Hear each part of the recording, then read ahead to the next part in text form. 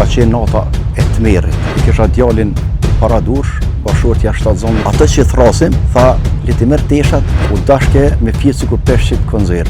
Me kon ke bashkëpunu, so pare ke dhon, por u që kë nuk kam besu që kur mo, s'ko me i pa mo familjarët. Ma konkret, në 2 maj 99 në fshatin Smrekovnicë. Unë isha me bashkëshorten dhe me djalin, ai ka pas 1 vjet e gjys, edhe na përzu nga shtëpit, na dërgun deri afër burgut. Pastaj aty, afër burgut, unë isha me djal edhe me bashkëshorte, printi kisha pak ma larg, edhe një polic bënte selektimin e trive dhe i thirrte për me dërgu në burg. Një prej tyre, për fat keq, isha edhe unë. E kisha djalin para dursh, bashkëort jashtë shtatzon me djalin me fëmijën tjetër, dhe më urdhërun një farfuar me mënyrë të prerë edhe shumë tegër, hajde. Edhe nuk më lan as me përfaqu me dash fëmin. Edhe u dash tore vrap kur thojnë, edhe na qun në rend, derisa na dërgu mrena në burg. Edhe aty atë natë ka qenë nata e tmerrit, kur na kanë arrestu atë natë. Në farfuar me ka qenë natë e tmerrit. Në dhomë i apritjes burgut Smrekovnicës, një dhomë jo e madhe, shumë burgosur. Pa ujë, ishte vap, deri të nesërmën në mëngjes, pastaj të nesërmën në mëngjes, na i morën shënimet dhe na dërgu në pavione. Edhe aty qëndrum, dhe më thonë, deri me 22 maj. Gjatë kohës qëndrimit në burg, dhe më thonë, prej 2 deri 22 maj, kushtet kanë qenë mizore. Rrinim në një dhomë, dikun ka qenë 4x4 e dhomë, 16 metra katror, dikun kemi qenë spaku 30 vjet që kemi fjetë në ta. Nuk ka pas shtretër, por në dyshemi, kemi fjetur në dyshemi. Shpesh them, u dashke me fjetë sikur peshqit konzerv. Në atë krah që bishëm, që ato duf kemu qu, se s'kishe mundësi më rrotullu se qaq ngusht. Pastaj, po them, trajtimi nga ana e policisë, e gardianve, përveç 2 gardian që kanë qenë një shqiptar, agroni, edhe një bosnjak, një farsafeti, ata kanë pas sjellje shumë më të mira, por ndryshe tjerë kanë pas sjellje shumë arrogante. Pastaj trajtimi nga ana e policisë, e gardianve, përveç 2 gardian që kanë qenë një shqiptar, agroni, edhe një bosnjak, një farsafeti, ata kanë pas sjellje shumë më të mira, por ndryshe tjerë kanë pas sjellje shumë arrogante. Pastaj gjatë kohës kur shkonin për drek, kur na dërgonin për drek edhe dark, aty vishin policë, dveshur policë, edhe shumë shpesh, shumë herë i kanë maltretuar aty në barr. Do më thonë, gjatë rrugtimit prej pavionit në kuzhinë, ishte dikun një 20 metra larg, aty nxirrnin për rreshti, policia, edhe i rrenin në mënyrë barbare. Kush e kishte fatin e keq me nxirr me marrë për rreshti edhe me maltretue deri në livanusje. Ka pas raste e kanë shti baben me djalë më rre. E kanë detyru. Ka pas raste e kanë shti baben me djalë më grushtue. Do më thonë, prej forcës tyne, o dasht baba me djalë më grushtu. Pastaj, gjatë marrjes pyetje ka ndodhur disa persona i kanë marrë 4-5 herë, ndoshta edhe më shumë, i thërshin në pyetje. Disa i dërgonin në Mitrovic. I dërgonin në Mitrovic shkollën teknike.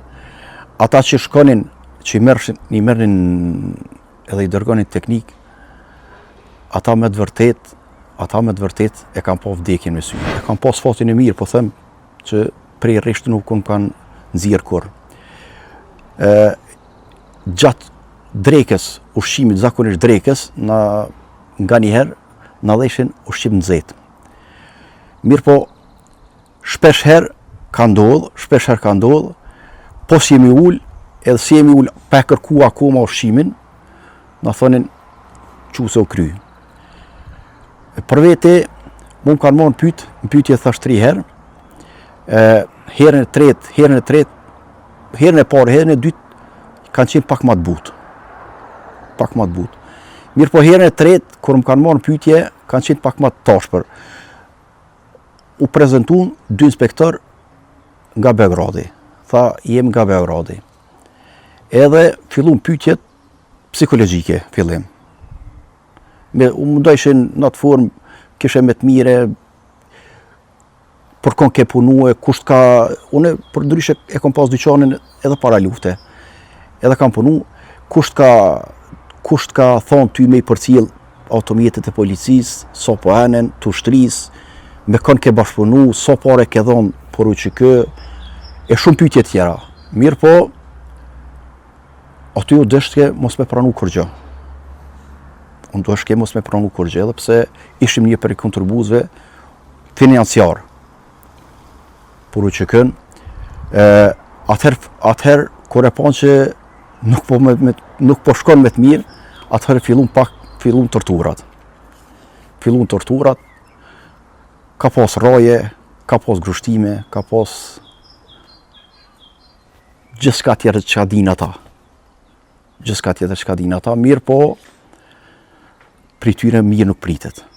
Neve veç ishim mëngjes, pasi kry mëngjesin, i pom nga dritaret një pavion tjetër, disa të më shumë, që po i lirojnë. Edhe tham ku po i dërgojnë. Ushtoj ke pyetja ku po i dërgojnë tash. A po i dërgojnë në për shtëpia, apo po i dërgojnë dykon në përshkatim. Edhe thonë drejten, nuk e besoj që ka pas të burgosën, aty, që ka besu që do të na lirojnë. Gjithë kemi kujtue që veç që janë të prit momentin edhe po e bojnë grumbullimin si kur nëj Srebrenic, edhe gjithve do të na përshkatojnë. Edhe nuk vënoj, fillun të na thrasën edhe neve. Erdhën policë të dera e pavionit edhe thanë, atë që thrasim, tha, leti merë teshat edhe një dokument na kanë passhue, por kundër revolucione, kundër shtetit që apo dijone, ato nenet të tyne, neni 13, nuk e di që shotërke, tha, banin dur, edhe të hymja thët dorzoni. Edhe, kur dollëm u reshtum, na thirën u reshtum, kur dollëm në varë të burgut, ishte mbushur me polic. Nuk pa isha asgjë tjetër veç polic. Edhe autobusat. Na i morën dokumentat, edhe tha, na dërguan në autobus brenda. Pastaj në autobus, do më thonë, atë ditë nuk e dishëm ku po shkojmë, ku po na dërgojnë. Apo na dërgojnë dykon përshkatim, apo na dërgojnë në përbugjet e Serbisë, apo ma shumë u flitke që do të na dërgojnë muri gjallë, ndërmjet të kufinin, ndërmjet UÇK-s edhe forcave serbe.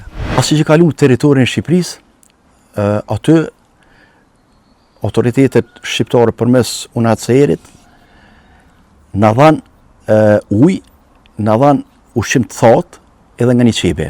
Pastaj na thanë hypni në autobusa për me dërguar Kuks në pikën e grumbullimit ku ish. Edhe do më thonë gjatë ati rrugtimit, do më thonë prej kufinit deri në Kuks, isha me djalin e migjës afër, Tafil Jusufi, i ndjeri, edhe unë i kisha msheh 100 marka në jakne. Mi kërkoj ato para edhe bleti cigare. Edhe ezi në autobus cigaren. Nuk mundi munduru. Edhe unë po i them, mos u mërzit, thash se familjarët duhet me qenë Shqipëri. Para me ndo, kur të pajsh një burr, kur qanë prej mërzije. Filloj qaj. Filloj të qante, unë për veti u preka shumë. Edhe prej aty shkum, do me thonë atë pikën e grumbullimit në qytet Kuks, edhe momenti prej kur zbritëm nga autobusi, deri të ishte një shator pric, kush ka qenë atje din, shumë i madh. Gjatë rrugtimit prej autobusit deri te shatori, unë e vrejta një shator të vogël, informacion shkrunte. Nëse shkum në atë shatorin e madh, aty na dhan buk edhe na dhan ujë. Unë nuk guxova me hongër buk shumë pak se i shumë të urinë, thosh mos po mundon. Edhe i thash djalë mi, thash po shkoj, thash po i pres tjertë e të bëhem bashk. Tha në rregull, thash shko, tha veç mos u largo, mos ndohem, thash mos u mërzit. A une e kisha mendjen te shatori informacionit. Edhe shkojnë të shatori informacionit, aty afrohem nga tavolinës, e them, nuk e di kush ka qenë ai njeri.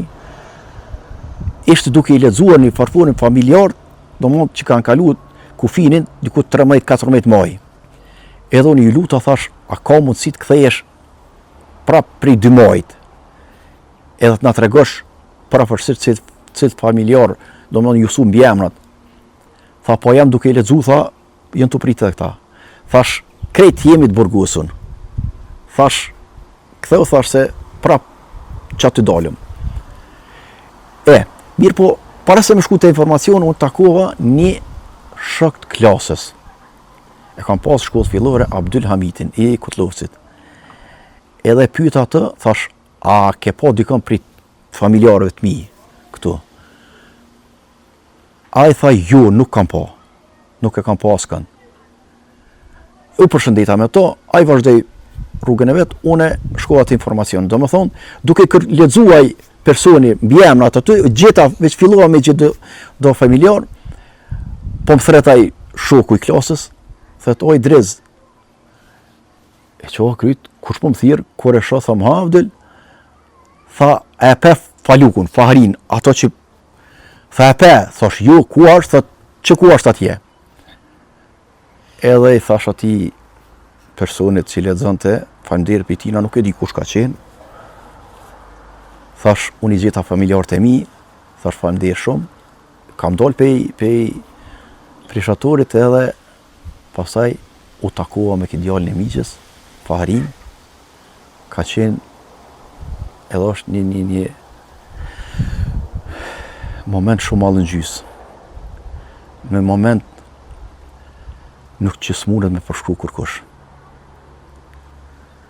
Një moment që një farforme kur beson që e kthy pe vdekje.